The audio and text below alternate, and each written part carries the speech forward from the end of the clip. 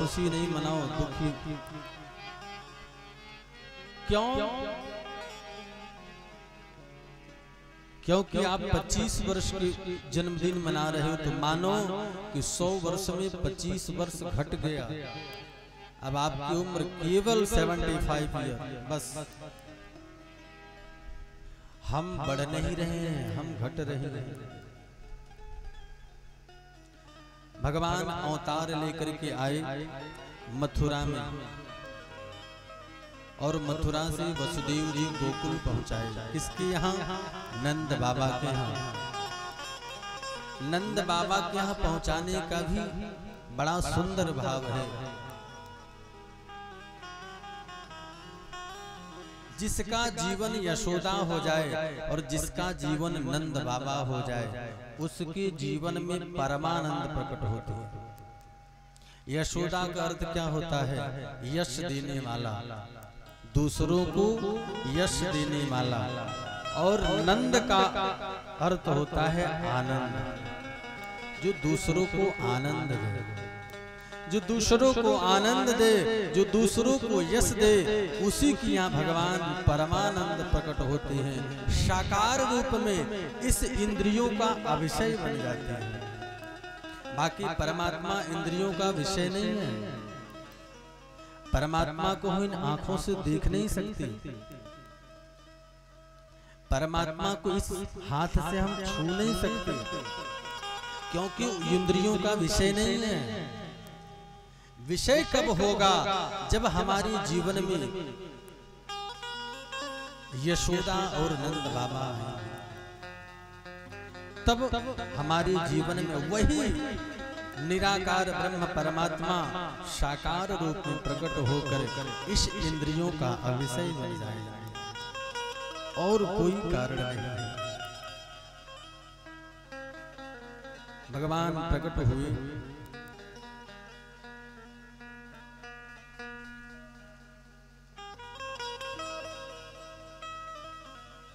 नंद बाबा के महल में सब सो रहे हैं, 2 लोग जग रहे हैं। नंद बाबा की 2 बहनें हैं, नंदा और सुनंदा। रोज सुबह सुबह अपने भाभी के रूम में जाती हैं कि शायद आज वो दिन आया हो कि हमारी भाभी ने किसी लाला को जन्म दिया हो। लेकिन आज तो चमत्कार हो गया। जैसे ही यशोदा मैया की भवन खोली हो, देखी कि पीली पीतांबरी में नीली आभी, घुघराले घुघराले बाल, छोटे छोटे लाल ये सो रहे। जैसे ही नंदा सुनंदा ने देखा, ऊपर की सांस ऊपर और नीचे की सांस नीचे, मुंह खुला का खुला रह गया। बाप रे बाप, इतना सुंदर लाला, क्या करें? नंदा सुनंदा ने तुरंत यशोदा मैया को जगाई। अरे भाभी उठो, आप सोई हो और आपको लाला हो गया, पता ही नहीं। यशोदा मैया दौड़ करके उठी और अपने लाला को गोद में लेके बोली, बारी मेरा लाला तो बड़ा ही लाडला, बड़ा ही सुंदर है, बड़ा चमत्कारी लाला है, ये कब पैदा हो गया मुझे पता ही नहीं चला। नंदा सुनंदा दौड़ते दौड़ते नंद बाबा के पास गए। नंद बाबा यमुना के किनारे माला फेर रहे हैं, जप कर रहे हैं। हे भगवान, लाला तो अभी भयो नहीं, लाला तो अभी हुआ नहीं, कब होगा? जप कर रहे हैं। नंदा सुनंदा दौड़ते हुए अपने भाई के पास गई हैं। भैया बधाई हो, बधाई हो। नंद बाबा उठकर खड़े हो गए। अरे पगली, काहे की बधाई? किस चीज की बधाई? नंदा सुनंदा बोले, पहले नेग तो दोगे, पहले हमारा नेग निकालो, फिर खुशखबरी सुनो। नंद बाबा की धड़कन तेज हो गई। अरे बताओ तो, काहे की बधाई है, काहे की बधाई है? बोले पहले बधाई दो। नंद बाबा अपनी धोती के किनारे से अपने तिजोरी की चाबी निकाली और बोले, ले जो तुम्हारा मन करे सो ले लेना, लेकिन पहले बताओ क्या खुशखबरी है। नंदा सुनंदा ने कहा, भैया जो तुमने ब्राह्मण जिवाए, जो तुमने यज्ञ कराए, जो तुमने गैया दान की, जितने अपने धर्म किया, उसका संपूर्ण कर्मों का फल तुम्हारे घर में सुंदर सलोना लाला हुआ है। जैसे ही नंद बाबा ने सुना कि मेरे घर में मेरा लाला हुआ है, 80 वर्ष के नंद बाबा ऐसे 16 वर्ष के बनकर के यमुना में छलांग लगाए और 108 डुबकी मारी कि मेरे घर में लाला हो गया है। ओहो, नंद बाबा यमुना में स्नान किए हैं, सुंदर श्रृंगार किए, ब्राह्मणों को बुलाए हैं। नंदात्मजः उत्पन्ने जाताद्भुतो महामनः, आयोन विप्रान वेदज्ञान स्नातः सुचिरलंकृतः। नंद बाबा ने ब्राह्मणों को बुलाया और कैसे? आयून विप्रान वेद ज्ञान, ऐसे ब्राह्मण को बुलाए जो वेद के ज्ञानी हैं, वेद में मर्मज्ञ हैं। आज हम लोगों से वेद पीछे जा रहा है, वेद को कोई पढ़ना लिखना नहीं चाहता है। उसका कारण एक नहीं दो है मेरे भाई। वेद पढ़ने वाले, पांडित्य कर्म करने वाले के सम्मान को हम कम कर दिए। हम हमारे घर में बेटे का जन्मदिन होता है तो हम डीजे बजाते हैं, केक काटते हैं, रात भर पैसा लुटाएंगे, और पंडित जी जब आकर के सत्यनारायण व्रत कथा कहते हैं तो उनको 101 रुपया अगर वो मांग ले कि मेरी दक्षिणा 101 रुपया है, तो पूरा घर परिवार बरस पड़ता है। इतनी दक्षिणा, इतनी दक्षिणा। अब पंडित जी का घर परिवार का कैसे चलेगा? जो ब्राह्मण आपका संकल्प कराया आपका परिवार सुखी हो, धन दौलत बढ़े, तीनों ताप समाप्त हो, सब कुछ समाप्त करके संकल्प लिया, उस ब्राह्मण को देने में हम इतने कंजूसी करते हैं, फालतू का खर्च करेंगे, लेकिन ब्राह्मण को दान नहीं देंगे। जब ब्राह्मण को दान नहीं देंगे तो इसलिए एक प्रभाव यह भी है कि हमारे संस्कृति सनातन में ब्राह्मणों का सम्मान जो उनको चाहिए वो नहीं मिल रहा है। इसीलिए कर्मकांड अब पीछे जा रहा है। बड़े बड़े शहरों में तो लोग कैसेट लगा करके विवाह करा लेते हैं, पंडित मिल ही नहीं रहे हैं, ब्राह्मण मिल ही नहीं रहे हैं, कौन कराएगा? ब्राह्मणों को बुलाया,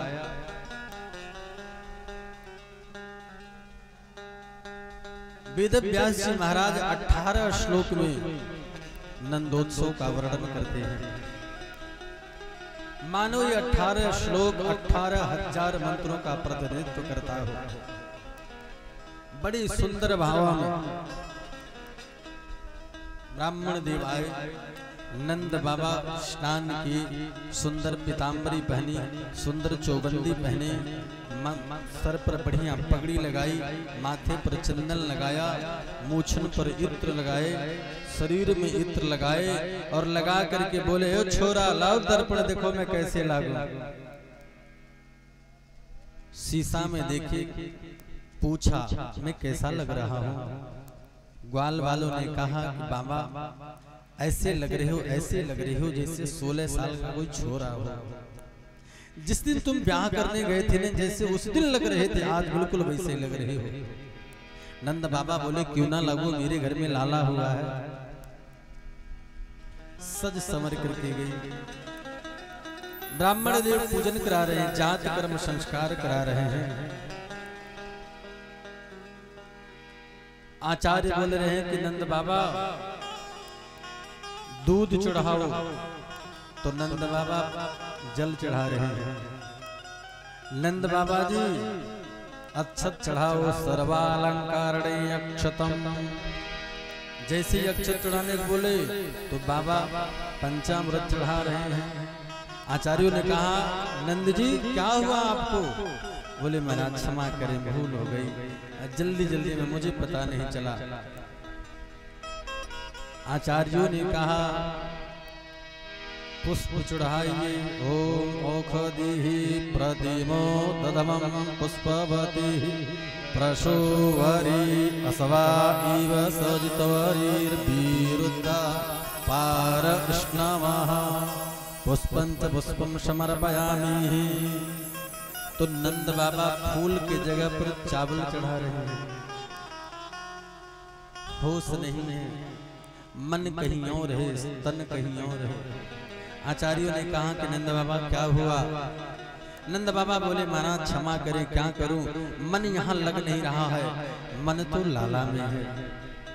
महाराज चौथे पन में तो लाला मिला है, मन में ऐसा हो रहा कब लाला का दर्शन करूं, कब लाला का दर्शन करूं। आचार्यों ने कहा कि आप संकल्प करा दे, हम सारा काल संभाल लेंगे, आप जाओ लाला का दर्शन करो। ब्राह्मणों ने संकल्प कराया। नंद बाबा जैसे ही लाला का दर्शन करने गए, ब्रजवासी घेर लिए। और नंद बाबा जी कहाँ जा रहे हो? अब बोले लाला को दर्शन कर भी जा रहे हैं। बोले ऐसे लाला का दर्शन कर लोगे? ऐसे नहीं जाते लाला का दर्शन करने। अच्छा फिर कैसे जाते हैं? तब तक एक ग्वाल बाल बड़ा सा मटकी दूध कलाया, ऊपर से नहला दिया। बोले ये क्या करे? बोले नियम है, दूसरे ने दही, तीसरे ने माखन। बाबा को नहला दिया। अच्छा ऐसे जाते? बोले हाँ।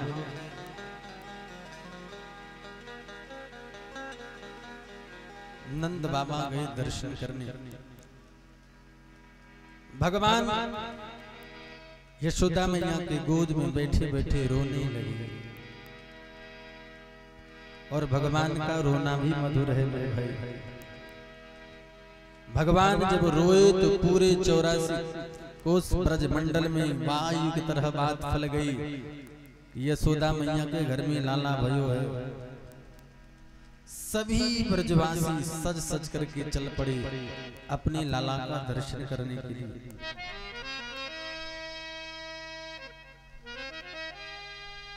किसी ने पूछा कि भगवान रोए क्यों? भगवान क्यों रोए? संतों ने कहा कि भगवान इसलिए रोए क्योंकि ब्रजवासी सो रहे हैं, तो भगवान रोए। रो करके ब्रजवासियों को जगाए। भगवान कहते हैं कि जहां पर मैं रहता हूं, अगर वहां के लोग सोते भी हों तो मैं अपने रुदन से उनको जगा करके अपने शरण में ले लेता हूं। और ऐसे भगवान रोए कि पूरे ब्रजमंडल में सभी ग्वाल बाल गोपियां सज सज करके नंद भवन में आने लगी। पूरे श्रृंगार करके चली है।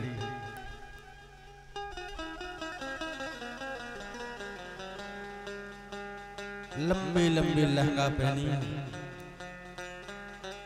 माथे पर टीका लगाई, कानों में कुंडल पहने, नाकी में नथनी पहनी, ओठों पर लिपस्टिक लगाई,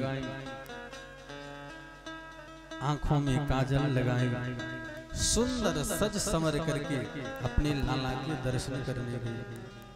मैंने एक दिन और भी कहा था आपको कि भगवान के दरबार में जाओ तो सज समर के जाओ। भगवान का पूजा करने बैठो तो सज समर के बैठो।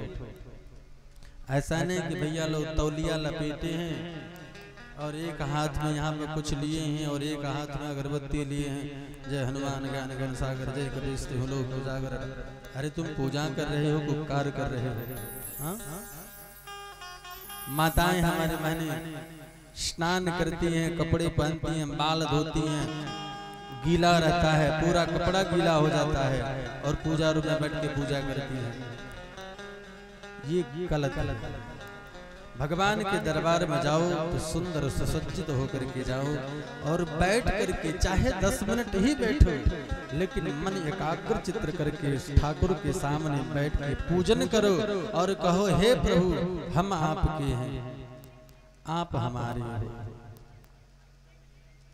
वो पूजा फलदायी होगी। और इसे काम पूरा करने वाला काम वो जिंदगी भर करो, कुछ नहीं होने वाला। गोपियां सज संवर करके आई, ग्वाल बाल इतने बड़े बड़े गोला मक्खन लुटा रहे हैं, दही दूध। नंद बाबा 200 गैया दान दिए, 200 गाय, 2 लाख गैया दान दिए। 200 नहीं 2 लाख, 2 लाख गैया दान की। और ऐसे गैया नहीं, सब दूध वाली गाय, और सभी की सींग सोने से मढ़वा करके, खूर सोने से मढ़वा करके, सुंदर पीतांबरी पहना करके, माथे पर तिलक लगा करके नंद बाबा दान दिए। 7 अनाजा के 7 पहाड़ नंद बाबा दान दिए। सुखदेव भगवान कहते हैं परीक्षित, ऐसा लगता है कि नंद के भवन में ब्रज में साक्षात लक्ष्मी क्रीड़ा कर रही है। नंद बाबा को जो हाथ में लग रहा है वही लुटा रहे हैं, हीरा मोती सोना।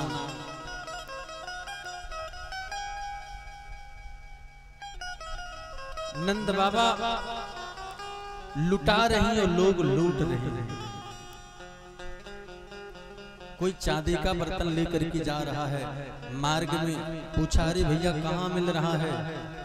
बोले गेट नंबर 3 पर चांदी के बर्तन लुटाए जा रहे हैं। तब तक चौथा सोने के बर्तन लेकर के आ रहा है।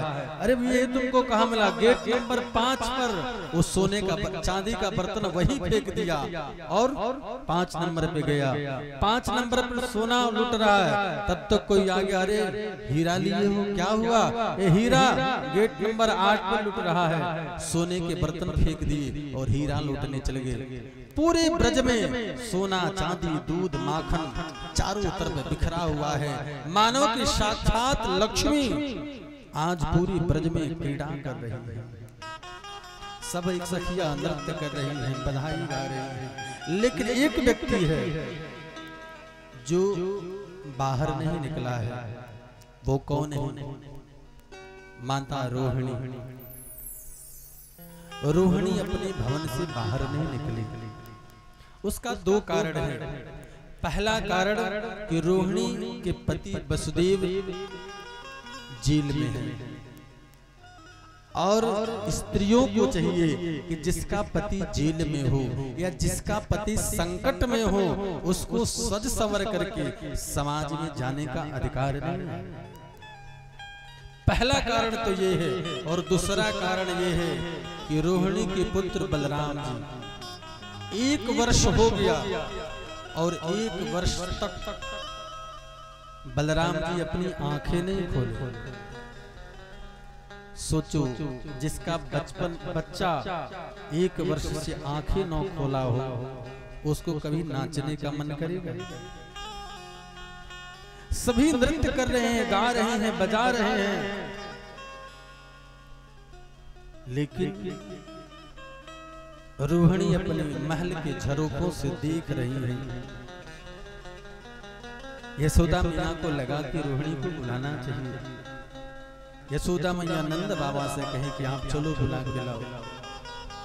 यशोदा मैया और नंद बाबा गए हैं। यशोदा मैया बोले कि रोहिणी चलो आप। बोले नहीं नहीं दीदी आप जाओ। बोले नहीं, ये दुनिया का थोड़ी उत्सव है, ये तो ठाकुर का उत्सव है। और जो ठाकुर के उत्सव में शामिल नहीं हुआ उसके जीवन में कभी संपन्नता नहीं आ सकती। प्रयास करने पर रोहिणी अपने पुत्र बलराम को लेकर के गोद में लाई है और एक पालने में, कन्हैया के पालने में बलराम जी को जैसे ही सुलाई हो। बलराम जी कौन है? लक्ष्मण जी हैं। ये बड़े भाई बनकर के आए हैं। रामावतार में छोटे भाई थे। जब लक्ष्मण जी सेवा करते थे तो राम जी कहते थे बस लखन हो गया, रहने दो। लक्ष्मण जी कहते थे भैया बस थोड़ा देर और करने दीजिए। नहीं, देर हो गई, जाओ सो। अब बड़े भाई है, आदेश का पालन करना धर्म है। लक्ष्मण जी विचार के लिए कि ना कराओ सेवा, अगले जन्म में मैं बड़ा बनकर के आऊंगा फिर बताऊंगा। वही लक्ष्मण जी द्वापर में बलराम के रूप में बड़े बनकर के आए हैं। और छोटे भैया भगवान कृष्ण के पालने में बलराम जी जैसे पड़े और शरीर का स्पर्श हुआ, बलराम जी नेत्र खोले और अपने ठाकुर का दर्शन किए। बोले कन्हैया भले मैं 1 वर्ष पहले आया हूँ, लेकिन आज तक मैंने दुनिया नहीं देखी, मैंने किसी को नहीं देखा। मैं प्रतिज्ञा किया था तो देखूंगा तो अपने कन्हैया को देखूंगा। आज मैं पहली बार तुम्हारा दर्शन कर रहा हूँ। और बलराम जी ने आंख खोलकर अपने ठाकुर को दर्शन दी। रोहिणी मैया देखी कि मेरा लाला तो आंखें खोल दिया, आंखें खोल दिया। रोहिणी मैया का आनंद का भान नहीं रहा और रोहिणी मैया नृत्य करने लगी, बधाई मांगने लगी, बधाई देने लगी। लाला जन्म सुनी आई, यशोदा मैया दे दो बधाई। लाला जन्म सुनी आई, यशोदा मैया दे दो बधाई। लाला जन्म सुनी आई, यशोदा मैया दे दो बधाई। लाला जन्म सुनी आई, यशोदा मैया दे दो बधाई।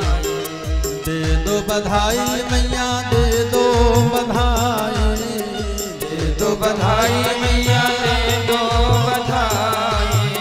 दे दो बधाई मैया दे दो बधाई, दे दो बधाई मैया दे दो बधाई। लाला जन्म सुनी आई, यशोदा मैया दे दो बधाई। लाला जन्म सुनी आई, यशोदा मैया दे दो बधाई। हरि बोल, बधाई हो।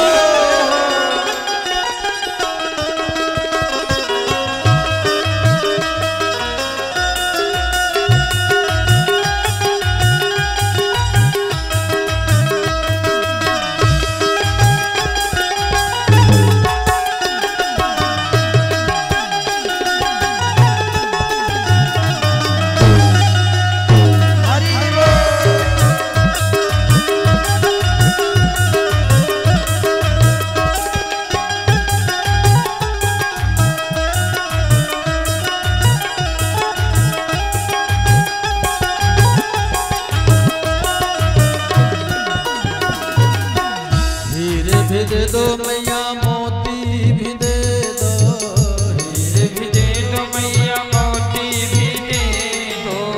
हीरे भी दे दो मैया मोती भी दे दो। हीरे भी दे दो मैया मोती भी दे दो। हीरे भी दे दो मैया मोती भी दे दो। हीरे भी दे दो मैया मोती भी दे दो।